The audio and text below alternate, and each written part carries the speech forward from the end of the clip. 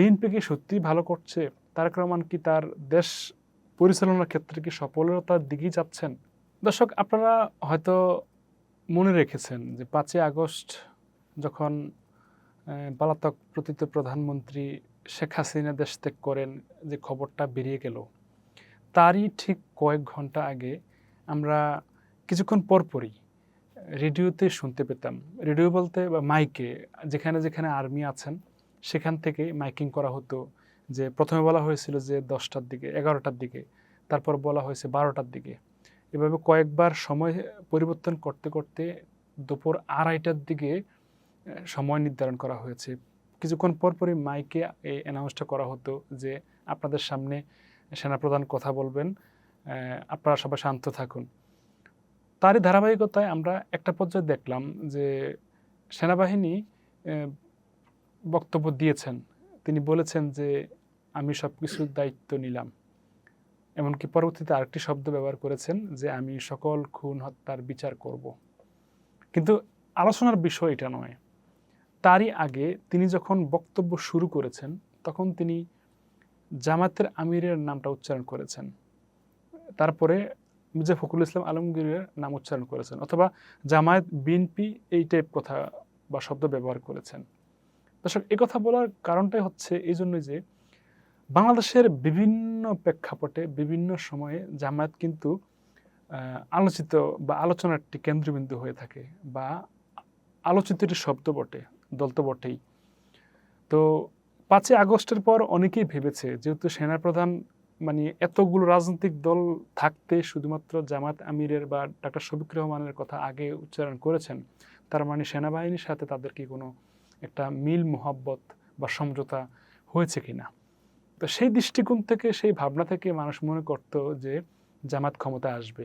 এমনকি সেভাবেই চলছিল।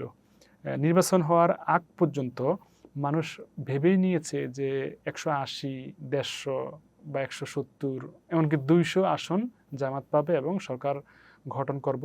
কেউ, কেউ আবার এটাও বলেছে ডাক্তার শফিকুর রহমান বাংলাদেশের নেক্সট প্রধানমন্ত্রী।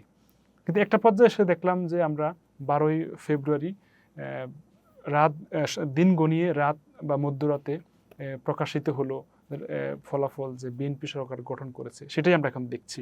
ইউজুয়ালি কোনো রাজনৈতিক দল যদি নির্বাচনের মাধ্যমে ক্ষমতায় যায় বা সরকার গঠন করে, পৃথিবীর যেকোনো দেশের বিরোধী দলেরাই একটা বক্তব্য দেয় যে, আমরা সর্বাত্মক চেষ্টা করব সরকারকে হেল্প করার জন্য, সহযোগিতা করার জন্য। ইভেন আমরা যদি পার্শ্ববর্তী দেশ ভারতের কথাও যদি চিন্তা করি, সেখানেও কিন্তু যারা বিরোধী দল থাকেন তারা কিন্তু এই কথাই বলে, সর্বাত্মক সহযোগিতা করব। কিন্তু বাংলাদেশের প্রেক্ষাপটটা হয়ে যায় ভিন্ন। বিশেষ করে আমরা যদি পলাতক প্রধানমন্ত্রীর কথাও বলি, তিনি কিন্তু ৯১ সালে, সম্ভবত ৯১ কিংবা ২০০১ সালের কথা বলছি, আমরা গণমাধ্যমের মাধ্যমে দেখেছি বা জেনেছি যে একদিনও ভালো থাকতে দিব না, বা এই শব্দ ব্যবহার করেছে। ঠিক আমরা যদি ২০২৬ নির্বাচনের পরে দেখি, সকলে আশা করেছিল যে যেহেতু বিএনপি সরকার গঠন করেছে আর জামাত সহ ১১ দলীয় জোট বিরোধী দলের দায়িত্ব পালন করছে এবং প্রধান বিরোধী দলীয় নেতা ডাক্তার শফিকুর রহমান, তারা সুন্দরভাবে সমঝোতার মধ্যে বা সহযোগিতার মাধ্যমে দেশ পরিচালনা করবে এবং সরকারকে সহযোগিতা করবে। কিন্তু এখন আমরা দেখলাম যে ২ মাস না যেতেই কয়েকটি আন্দোলন শুরু হয়েছে, এমনকি ২টি বড় সমাবেশ হয়েছে। একটি অতি সম্প্রতি হয়েছে, আরেকটি আজকে আমরা দেখলাম শরৎদি উদ্যানে হয়েছে।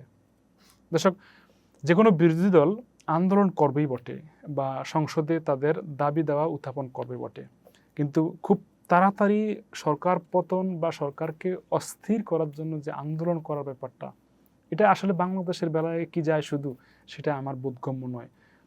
তো এইভাবে যদি সামনের দিকে এগোতে থাকে, প্রতি সপ্তাহ বা মাসে যদি এরকম একটা সম্মেলন বা সরকারের বিরুদ্ধে সমালোচনা করা বা আন্দোলনে নামার মতো পরিস্থিতি তৈরি হয়, তাহলে দিন শেষে ভোগান্তিতে পড়ে দেশের মানুষই। দর্শক, সম্প্রতি যে জামায়াতের সম্মেলন বা আন্দোলন সভা, এটাকে আপনারা কীভাবে দেখছেন? আর বিএনপি কি সত্যিই ভালো করছে? তারেক রহমান কি তার দেশ পরিচালনার ক্ষেত্রে কি সফলতার দিকেই যাচ্ছেন? আপনার কি মনে হয়?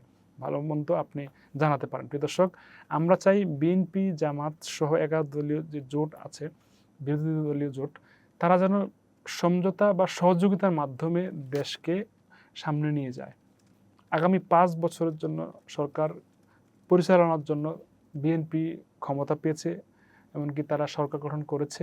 পাশাপাশি প্রধান বিরোধী দল হিসেবে জামায়াত সহ 11 দলীয় জোট তারা দায়িত্ব পালন করেছে, করছে।